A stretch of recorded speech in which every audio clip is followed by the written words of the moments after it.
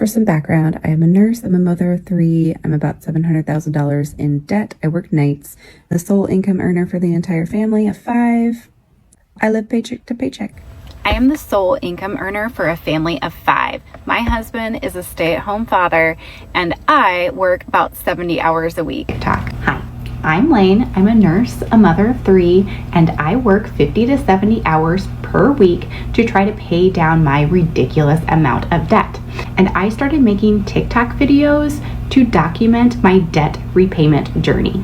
Number 1. This is Lane. She is a TikToker who started out using her platform to showcase her career as a nurse, but her topic has changed to less about her life as a nurse and more about her journey to debt freedom. She is struggling, and when you hear about the poor financial decisions she's made, you will be in disbelief. When you hear why she put herself in the predicament she's in, you will be surprised.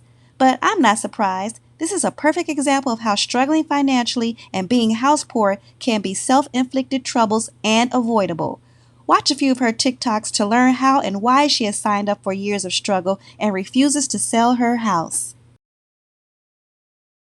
So I bought a house that I couldn't afford about 3 years ago.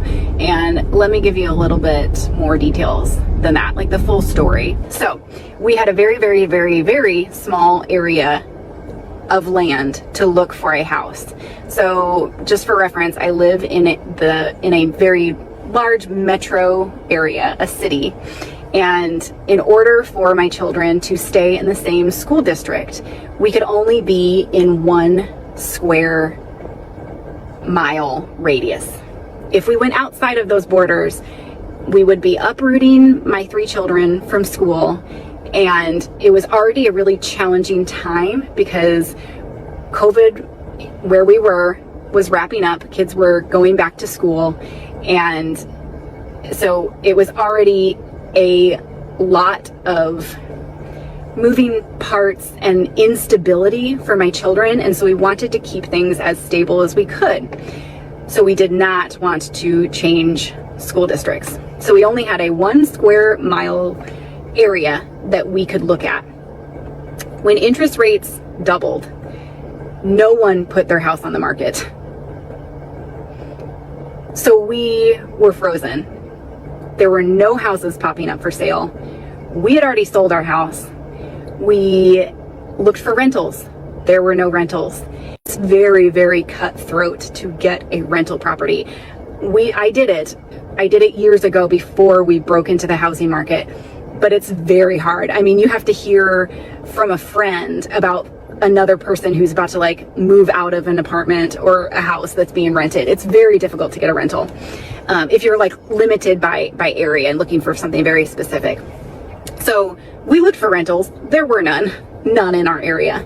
There was 2 houses that went on the market while we were looking. And one of them was $500,000 cash only, non-mortgageable, just ridiculous things. So the house that we ended up purchasing went on the market at the very top of our budget. We put a bid on it, but then we got into a bidding war. It drove up the cost by about $200,000. And we won, but we didn't agree to it quite yet. We gave it a lot of time. We actually negotiated with the buyer of our old home so that we negotiated rent back so that we could stay in our house a little bit longer just to try to see if there's anything else that popped up on the market. It didn't, nothing did. So we ultimately decided, okay, let's take out the mortgage for the amount that we said that we could afford. We was the top of our amount that we would be willing to pay, but that we could afford. Let's take out a traditional mortgage for that and then get creative to make up for the extra $200,000. So with the intent of working like absolute insanity, working overtime to try to pay down that $200,000 as quick as possible. So the only way to get to a comfortable life for me is to pay that $200,000 down as fast as possible. So that's why I'm working 70 hours a week because I want to get to the point where I just can work full time and that's it. So I'm not trying to make it sound like I'm in a worse situation than I am. I know there are much worse people out there, like people in $200,000 consumer credit. I'm not, and I never have been claiming that that is my situation. I put myself into this situation. It's all my own fault. And so I am going to dig my way out of it. That's all there is to it. And the way forward is by working a ton of overtime. So it's a little bit more of the story, because a lot of people were saying like, this isn't making sense, or file for bankruptcy. I'm not going to do that. I'm just going to keep working, keep working, keep working. So join me on my journey to watch me pay down all of this house. Okay, I feel like it's time for a story about my life and how I ended up in the position that I am in. Of course, it's by no one's fault except for my own. I made poor life choices, and now here I am trying to dig myself out. So I bought a house super, super inflated, one that I could not afford. I got into a bidding war, and I had to get really creative with how I purchase it, and I had to take out 3 loans essentially. Traditional mortgage, a HELOC, and then I borrowed for my retirement. Shouldn't have done that at all, but I did it, and here I am trying to dig myself out of it. Again, I'm not blaming anyone else. I'm not justifying what I did. It was a terrible decision, but I did it. What am I going to do? So fast forward 3 years, right now, my house is worth less than what I paid for it. So it would be a huge financial loss to try to sell it and get out from under the loan. I could do it. I could sell it and move to somewhere that is a much lower cost of living. But again, that would be like throwing away at least $100,000. I don't really want to do that. So I'm just trudging through. I'm just trying to keep my head above water. And I know that I am not the only one who is in this sort of situation. Like, there's like, none of the options are good, but I just have to keep going. I just have to keep paying. And no matter how much money you throw at it, it feels like you don't even make a dent, and it's exhausting. I mean, I posted how much I worked in a pay period.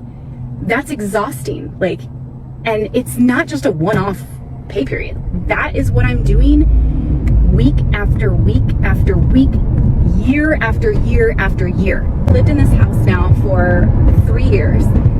I have not been able to afford my mortgage from day one.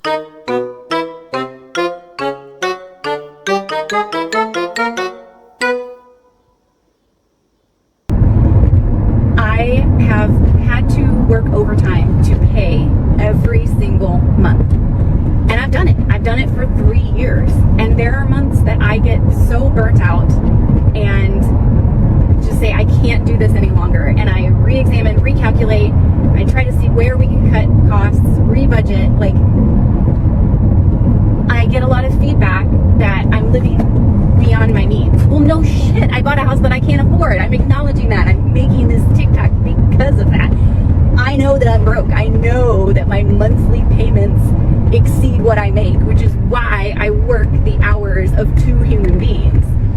But every single time I do budget and I do crunch my numbers, I don't really see anything that I can really cut down on except for interest, which I can't do anything about except for paying more money.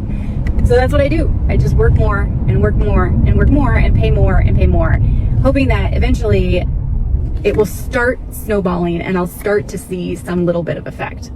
But when you have such a high lump sum, $700,000, it's so slow to really see any sort of headway. So my point is, when you're drowning, or not quite drowning, you're treading water, but you're starting to get very, very fatigued. It's really hard. And I know that I'm not the only person that is in the same situation. There's plenty of other people who are treading water just like I am, just to stay afloat and just to not file bankruptcy. Like every single month that goes by, I am just so elated that I didn't have to foreclose on my house. I'm just ecstatic. I can't believe it. And that can just be really draining when like that's your monthly goal, is to not default on your house payment. But what else is there to do besides go to sleep, wake up, drink coffee, wash your face, and just go back to work? I only really have one job, but I work the hours of two. Yeah. So, you know, I know there's a lot of people out there that have their like salary job, but then also do any and every side hustle they could possibly imagine. I don't have to do that. I actually can go to the same place, but I just can work essentially unlimited hours. So that's what I'm doing. And rapid fire monthly expenses, updated version because I left some out last month, starting with all of my debts. Mortgage, $4,431. Home equity line of credit, $629. Retirement fund loan repayment, used to help me pay for my down payment, $192. Student loans, $115. Utilities, starting with internet, $107. Electric bill, $199. Natural gas, $104. Garbage, recycling, and compost pickup, $120. Phone service, around $100. Subscriptions, Amazon Kids, $6. Disney Plus, $22. Microsoft Plus, $12. Netflix, $25. CVS Extra Care Card, $5. Greenlight Card, $6. ChatGPT, $20. Insurances, starting with auto, $145. Health insurance for 5 people, $366. Dental, $76. Vision, $12. Of note, we don't insure the entire family for vision. Miscellaneous insurances like life insurance, child life insurance, dismemberment, etc. It's around $32. Extras. Food, $800. This can vary though. Gas for the cars, around $100 a month. Soccer for 3 children, $900 per month. Also of note, this is not every single month recurring. This is just for the next 5 months, or maybe it's 4. Maybe we've already paid the 5th month. Okay, the grand total, and I added this up twice this time, is $8,524 for me to live my life for just 1 month.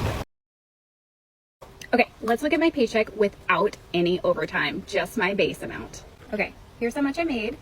$5,614. Again, this is without working any overtime. And this is that same check, just after taxes, insurance, all that is deducted. So $3,388.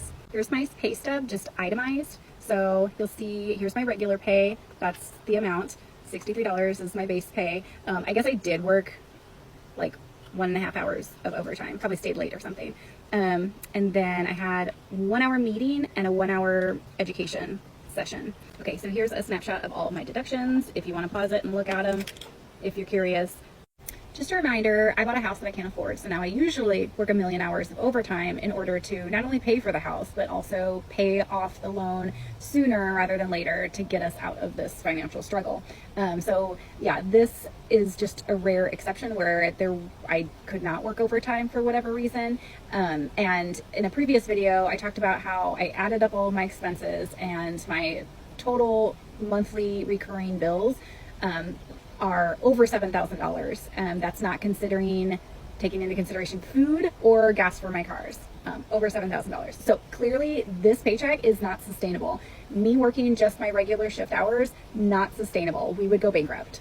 Wait a minute. Let me get this straight. She allows herself only a 1-mile radius to buy a home in. And then when she finds the home, she gets in a bidding war which runs the purchase price up $200,000. $200,000 over asking.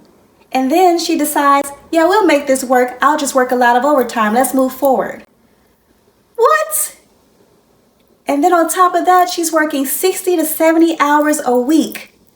The hours of 2 people to pay the mortgage and overtime. She says she cannot pay her mortgage unless she works overtime.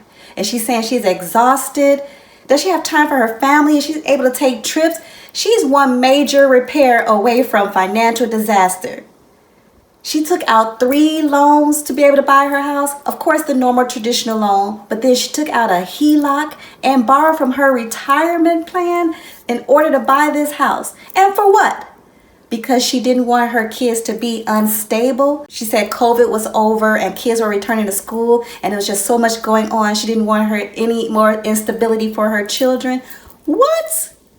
What are you thinking? And on top of that, that's a 5-person household. There's an adult, her husband, who is a stay-at-home dad, not working at all.